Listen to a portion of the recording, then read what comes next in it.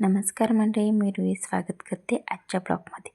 ही माझी नटून थटून तयार झाली का तर दीप अमावस्येच्या पूजनासाठी. चला तर बघूया मी कशी तयारी केली होती आणि कसं पूजन केलं. ताट तयार केलं तर त्याच्यात दिवे, फुले, लाह्या, गूळ, साखर, त्याच्यानंतर दुर्वा, तांदूळ, धने, वस्त्रमाळ, सुपारी, नाणं असं सगळ्या प्रकारे. आणि गणपती बाप्पाच्या अभिषेकासाठी पंचामृत गणपती बाप्पाचा अभिषेक करून घेतले छानपैकी. पहिल्यांदा पंचामृताने धुतले, त्याच्यानंतर मग गणपती बाप्पाला पाणी थोडंसं आणलं, चालतं थोडं गडबडीत.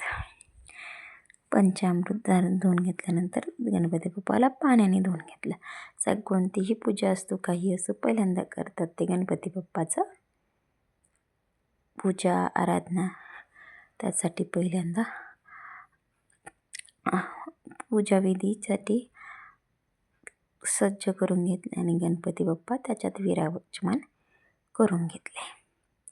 आता हे रास काढली दाण्याची आणि एक एक करून त्याच्यावर ठेवायचे आहेत आपले दिवे. हे दिवे स्वच्छ घासून घुसून पुसून लुसून ठेवले होते. एकदा लाईव्हमध्ये तुम्ही पाहिले होते. मी 7 कणकेचे दिवे तयार करून उकडून घेतले. एक लहान दिवा आहे हा, त्याच्यानंतर समय आहेत, एक एक एक अशा ठेवला ते छान. ही फुलकमळी आहेत, दगडाचा दिवा,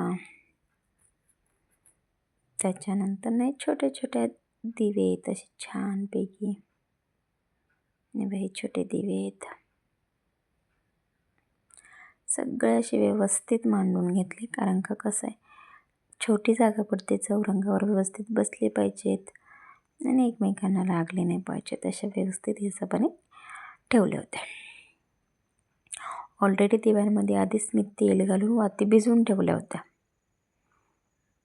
आणि हे सगळे अर्धी फुलं हे दरवेळेस मला रांगोळी काढायला पॉसिबल होत नाही, मुलं लहान आहेत आणि थोडी जरी रांगोळी काढली तर पुसायला होती, ते करत पुसून टाकतात ना.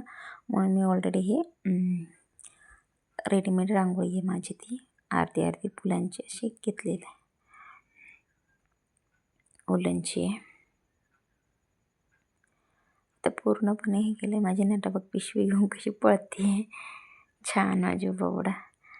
तर पहिल्यांदा स्वतःला हळदी कुंकू लावून घेतलं, गणपती बाप्पाला हळदी कुंकू लावून घेतलं, अक्षता वाहिल्या आणि गणपती बाप्पाला दुर्वाची जुडी अर्पण केली.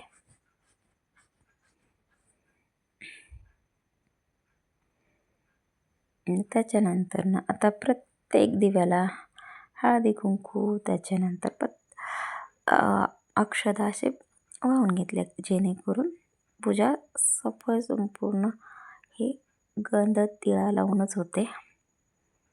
पूजाविधी करून घेतली.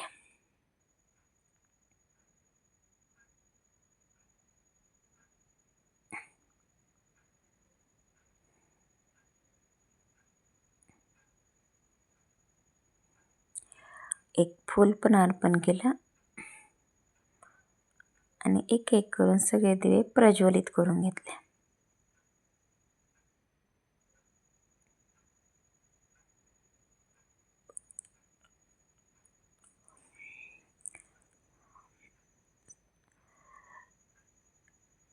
म्हणतात नाही का, देवाला दिवा लावू नये. प्रत्येक वेळेस जोपर्यंत काडीला उगली तोपर्यंत चालू ठेवली आणि मग काय केलं.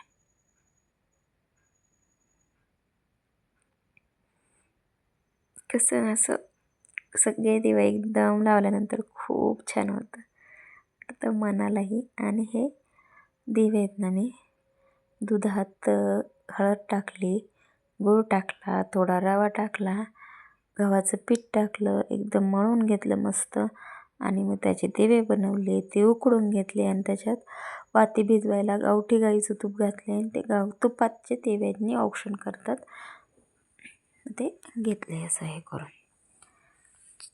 अगरबत्ती लावली आहे आणि सगळ्या देवांना मिळून एक समर्पित केली ही वस्त्रमाळ, कापसाची वस्त्रमाळ. आणि हे कणकेची देव्यात तूप घालून वाती लावून ह्या दिव्यांना ओवाळलं जातं आणि ह्या कणकेच्या दिव्यांचा नैवेद्य असतो त्यांना. त्याचबरोबर जास्त करून रव्याच्या शेवयांची आपलं रव्याच्या खिरीचा, लाह्यांचा, भाजक्या लाह्या आणि गुळाचा हे केले. आता शुभम करोती कल्याणम म्हटले मी, सगळं माझा बाबाय म्हणतो आहे हात जोडून. छानपैकी असं कसं ना सर्व मांगल्य वातावरण झाले खूप छान. आणि त्याच्यानंतर ना औक्षण करून झाल्यानंतर ना नैवेद्य समर्पण केला.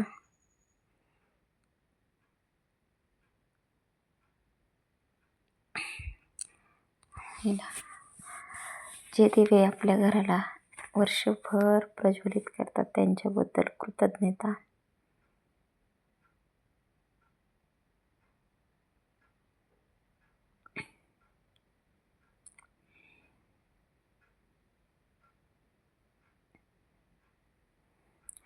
मग आमच्या आत्याबाईंनी पूजा केली.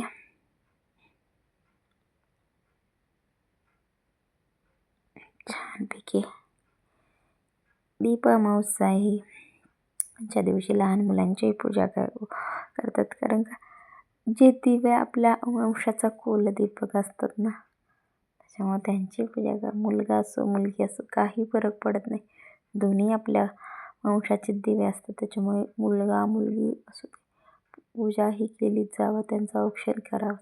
कितीही मोठं असू द्या, कितीही काही असू द्या, पण त्यांची पूजा अर्चा करावी. कारण का कसं आहे, आईसाठी मुलगा मुलगी कितीही मोठी झाली तरी ती लहानच असतात, छोटीच असतात. त्याच्यामुळं कसं असतं, त्यांची पूजा अर्चा ही केलीच गेली पाहिजे.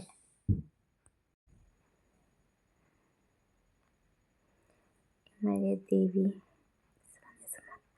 बघा ना, दिव्यांना पण किती छान वाटतं. आर्टिफिशियल कितीही दिवे लावा, पण जे दिवे पात प्रज्वलित करून लावलेले असतात ना, त्यांचीच मग त्यांना पाहून जी मनाला शांती भेटते ना, ती खूप वेगळीच असते है ना. आणि स्वच्छ घासून घुसून आणि दुसरीकडे एक धूप आणि कापुराची धूपदाणी लावली होती. त्याचा सुगंध इतका मनमोहक करत होता ना, खूप म्हणजे मन भारावून जात होतं, एवढं मनमोहक झाला होता ना. बस आता त्याच्यानंतर माझ्या बाबांची पूजा, ही माझा दादा, ही माझी नटा. छानपैकी आरती ओवाळून घेतली, त्याची औक्षण करते. माझ्या नटाचं काही एका ठिकाणी मान ठेवत नाही, तिची हळदी कुंकू दुसरी कसं कुठं लागत.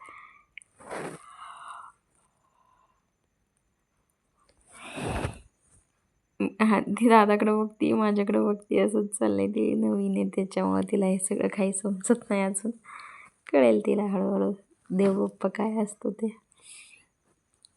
तांदूळ टाकलं, डोक्याला हात लावते, दादाकडे बघती, मग दादाला करते का नाही. साखर दिली दादाला, साखर दिली, मग माझ्या नटाला पण साखर दिली, म्हणजे छोनूला. लाह्या दादाला देत होते, दादा म्हटला लाह्या नको, मी जाते नको, गुळ लाह्या नको. माझ्या नटाने खाल्या गुळ लाह्या.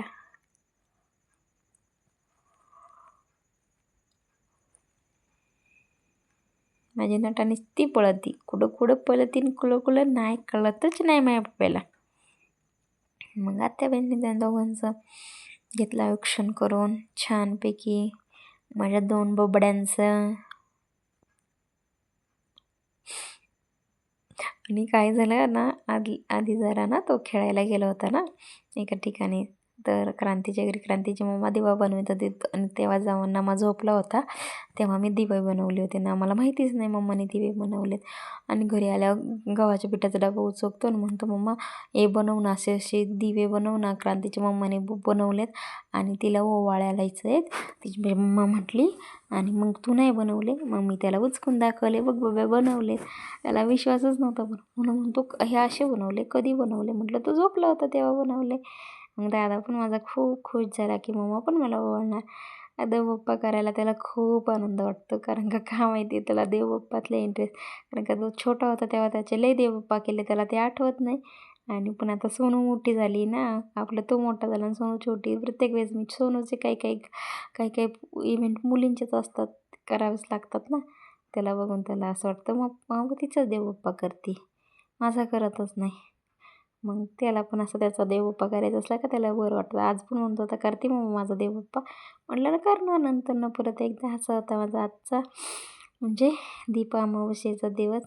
कसे वाटली माझी पूजा, साधी सिंपल मला जशी येते तशी त्या पद्धतीने केली.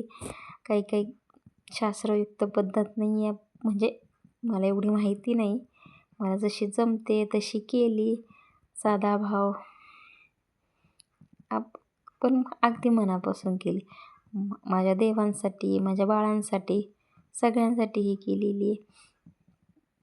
बस पूजा अर्चा देवाच्या चरणी समर्पित. असो. ब्लॉग कसा वाटला नक्की कमेंट करून सांगा. तोपर्यंत लाईक करा, शेअर करा, सबस्क्राईब नक्की करा आणि चॅनलवरचे इतरही व्हिडिओ पहा. आणि छोटे ब्लॉग आहेत ना, ह्याचे शॉर्ट व्हिडिओ चॅनलला अपलोड केले आहेत, ते पण बघा. तोपर्यंत धन्यवाद.